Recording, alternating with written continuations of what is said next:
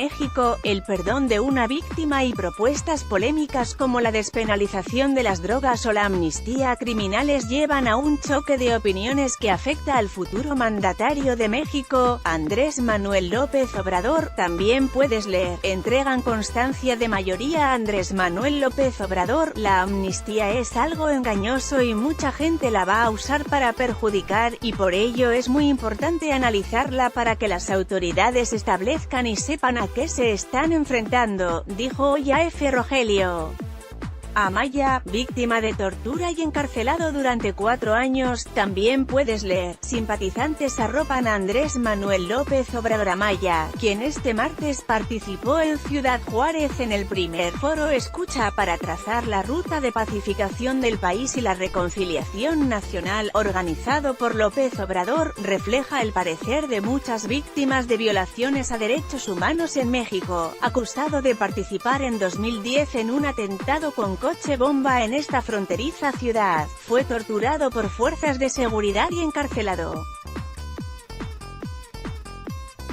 4 años después, fue absuelto. Primero es la justicia, y ya veremos si se puede con la ley de amnistía, comentó Lourdes Alarcón, madre de Pamela Leticia, una joven desaparecida en 2010 cuando fue parada por presuntos elementos de seguridad en un retén. No hay que olvidar, pero sí estoy a favor del perdón, dijo López Obrador al inaugurar el foro y ante la atenta mirada de decenas de víctimas de la violencia que irrumpieron en la sala. Y no se puede perdonar, le llegó a espetar, sin tapujos, la madre de una víctima, pero más allá del momento de tensión, propio de un país que acumula más de 37.000 desaparecidos y unos 200.000 muertos en una década, la realidad es que las víctimas de la violencia ven con cierto recelo esta posible amnistía y perdón a criminales. De poco sirve que el futuro gabinete del izquierdista haya desmentido que se busque amnistiar a narcotraficantes o condonar delitos graves. No estamos hablando de delitos de lesa humanidad, no estamos hablando de desapariciones forzadas, estamos hablando de las personas que trasiegan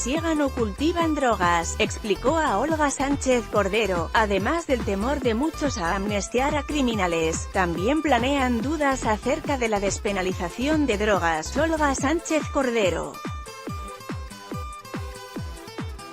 Foto, canal del Congreso. Hay una política de prohibición y punitiva de la droga.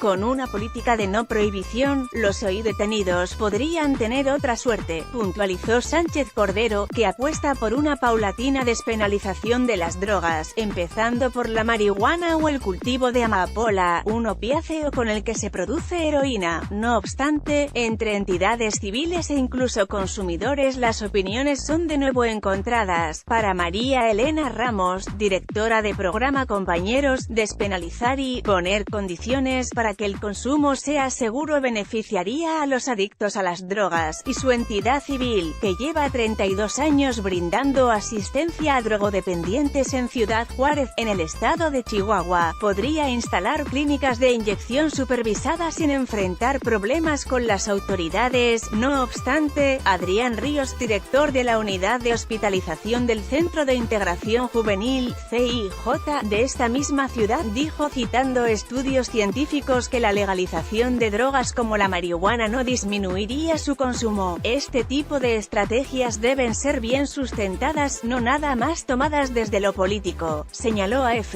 y consideró que, detrás de medidas como la legalización, podría incluso haber un interés económico. Katia Sagaón, una exconsumidora con un largo historial en tranquilizantes y cocaína, explicó a AF que no tiene problema con la despenalización de las drogas. Uno no consume porque esté ahí la droga. Uno consume porque no hay atención ni educación. Hay abusos y hay violencia, destacó la mujer, internada en el CIJ. Incluso el gobierno de Estados Unidos se ha referido a la propuesta y se opuso a que México legalice todas las drogas, si bien tergiversando las palabras de Sánchez Cordero, que se refirió a ciertos narcóticos. Andrés Manuel López Obrador. Foto, Archivo Reforma.